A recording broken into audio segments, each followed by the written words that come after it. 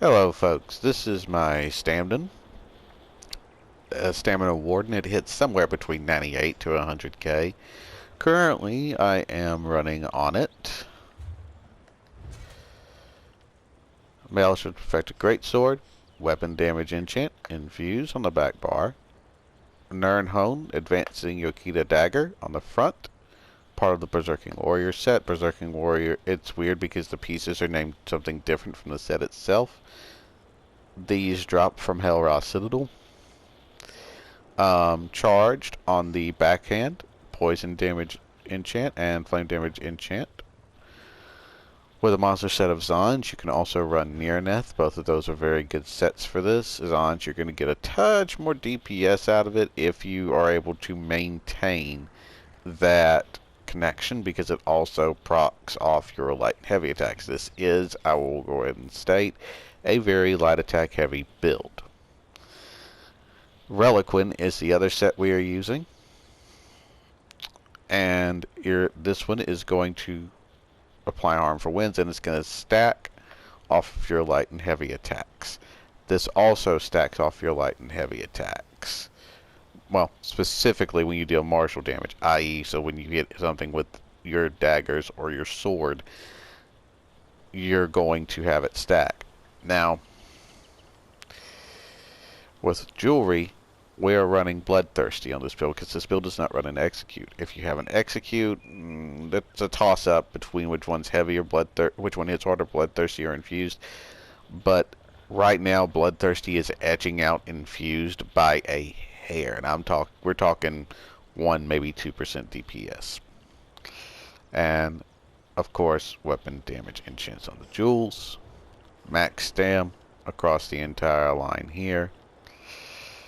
And, as I said, poison, flame, and weapon damage.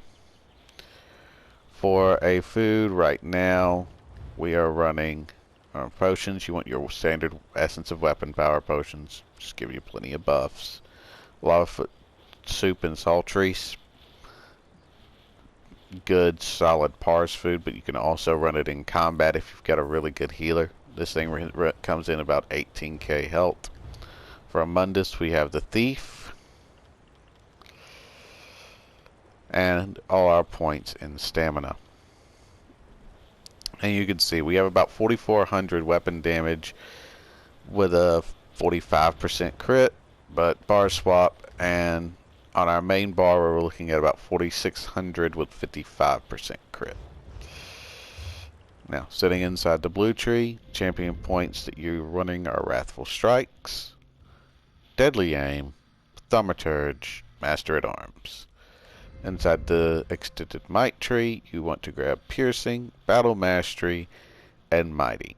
Now, if you can just get the first stage of this to unlock all this stuff, that's perfectly fine. Get the first stage of this, and then head down this right side for your weapon. I have both sides of it just because it's useful to have both sides. But these 3 champion points up here and Wrathful Strikes over here are your best bet. They edge out Backstabber by about 4 to 5% in my experience.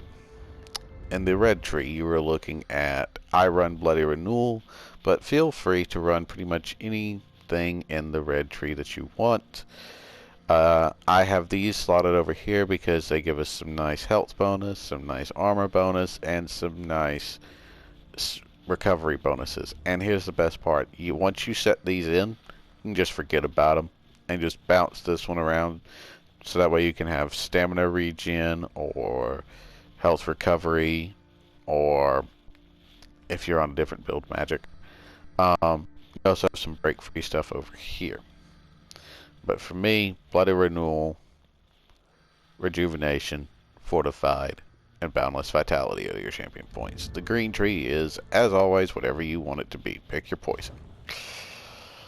Now for skills, the rotation is fairly simple, with Barbed Trap being your first skill that you hit, Subterranean Assault being your second skill. If you have an ulti, Charged Procket, we're running Wild Guardian on both bars just to keep our bear with us at all times.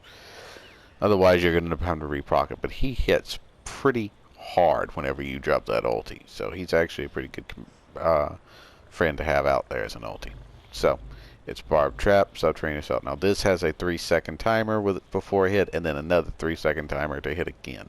So you're getting essentially 2 shots of burst damage.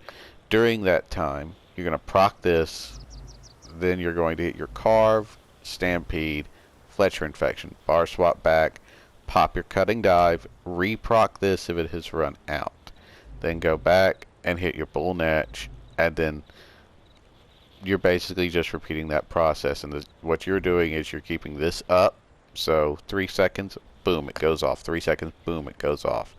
Then you are hitting then you're keeping up Stampede, Fletcher Infection, Carve. Once you get it to its full stacks, it'll last 32 seconds. To make it a lot easier to keep up. And then Barb Trap is your last thing that you're keeping up. Whenever you're not hitting one of these skills to keep it up, you're hitting Barb Trap.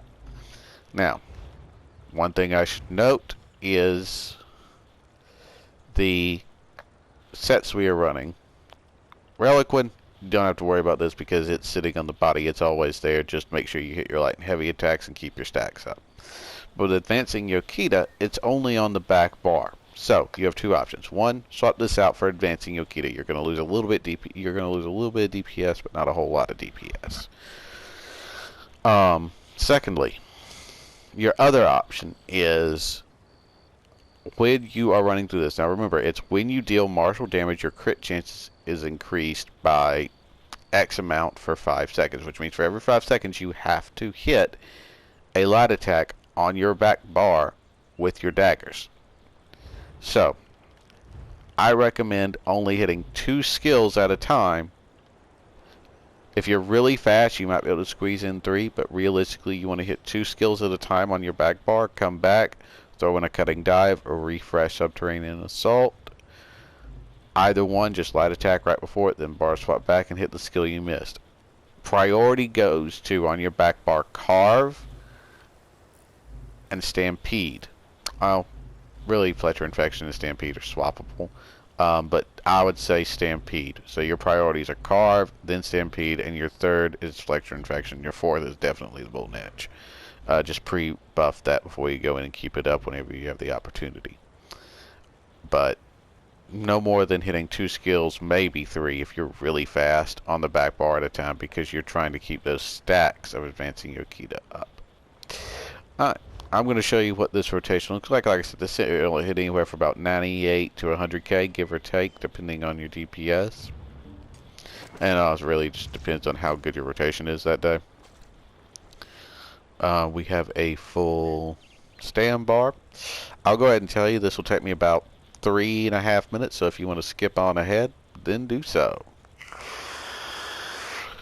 Alright folks, here we go. Let's pre-buff this here. Pop our potion, hit that, Subterranean Assault, pop it there. We're going to start on Stampede, Fletcher, Carve, come back, and yep, that ran out.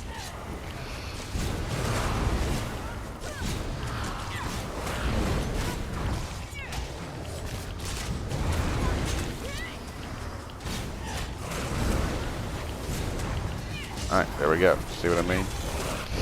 You've got to keep those... Your main goal is just keep those stacks of Advancing Yokita up.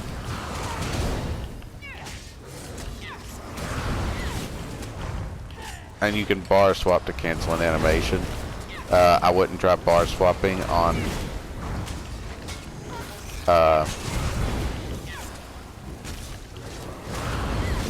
Stampede. Because the thing about Stampede is that you are going to get a little bit of a bar lag.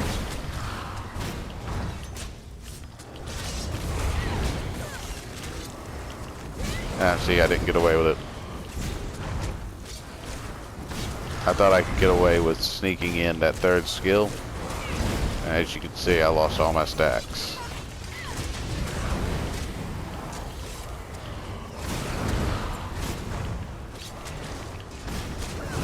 It's perfectly acceptable to bar swap back and just grab one.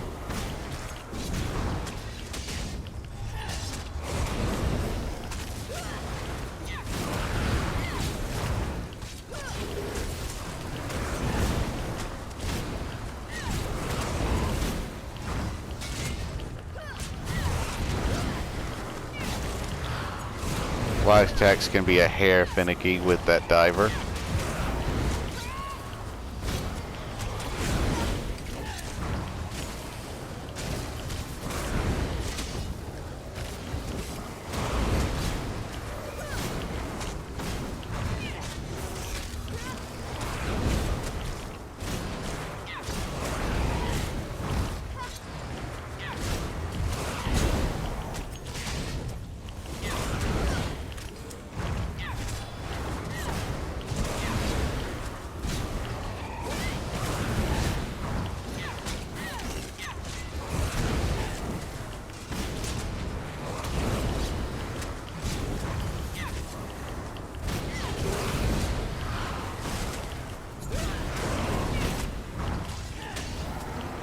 That's the last time we're gonna proc that niche.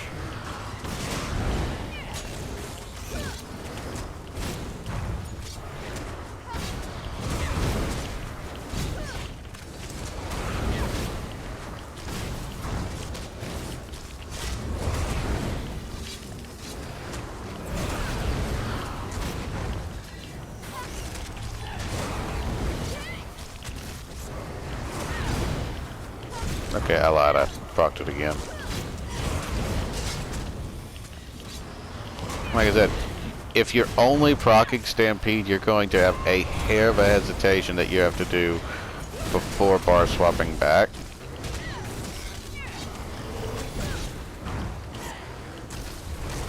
Ooh, yeah, there you go. That bear hit for 99k. That was a nice pop. Comes in at about 99,000. Depending on your rotation, you're going to get somewhere between 95 to 100. I think our highest fit on this build so far is 100 and like 101k. Your other option for gear, if you want it,